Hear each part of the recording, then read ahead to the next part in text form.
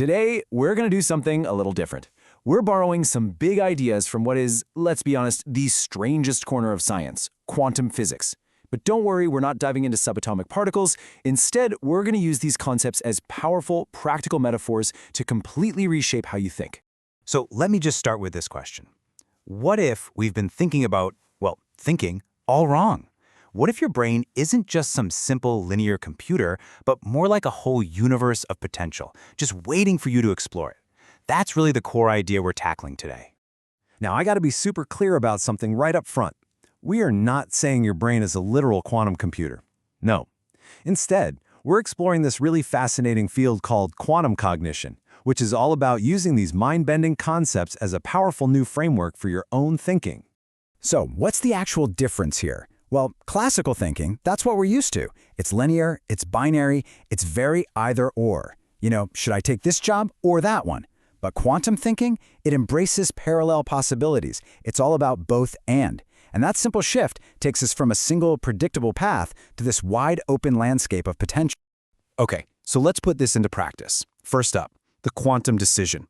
We're going to use a really key quantum idea to help you make way more confident choices and, hopefully, break free from that dreaded analysis paralysis for good.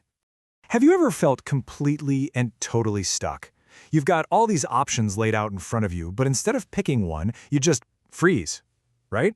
That's decision paralysis, and it's exactly where our first quantum tool is going to come in handy.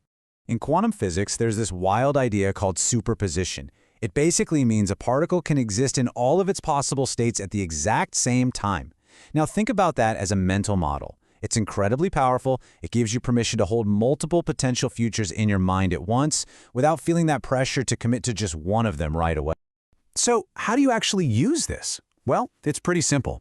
Step 1, embrace superposition. Just let all your options coexist in your mind. No judgment, no pressure. You don't have to pick one yet. Step 2, observe the possibilities. This is your research phase. You gather information, you weigh the pros and cons of each path, and finally, step 3, you collapse the wave. And that's our cool metaphor for making a confident, final choice, turning all that potential into your new reality. That final step, collapsing the wave through a conscious choice, that actually leads us perfectly into our next big idea, the absolutely incredible power of your own awareness. This is all about realizing that you are the observer. Do you ever feel like you're just reacting to life? You're being pulled around by things happening outside of you, or even by your own chaotic inner thoughts?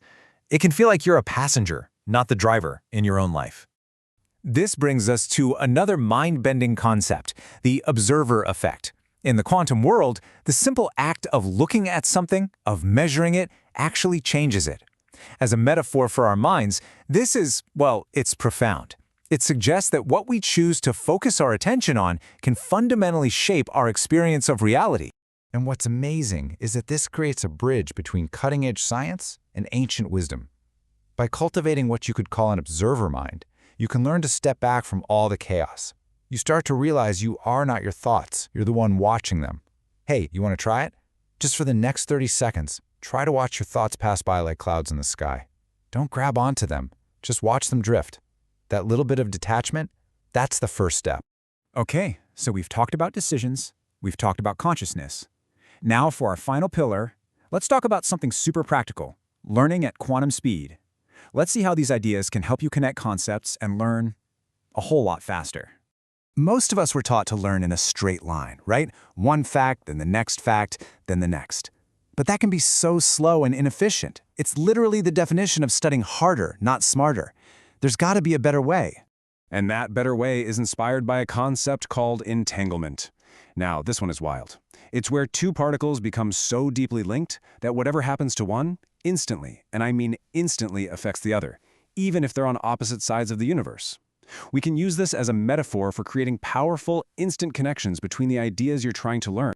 See, when you start thinking this way, by entangling new information with stuff you already know, you don't just add knowledge, you multiply it. This is how you can get one of those massive leaps in your understanding, maybe even 10x your learning speed. So what does this actually look like in practice? Well, first, you could use that superposition idea to explore multiple topics at once just to see what surprising connections pop up.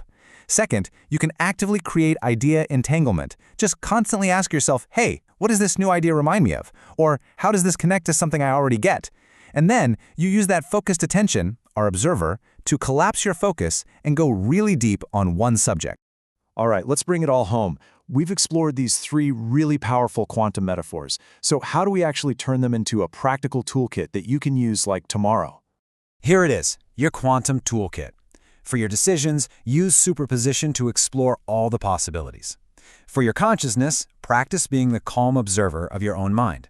And for learning, actively create entanglement between your ideas.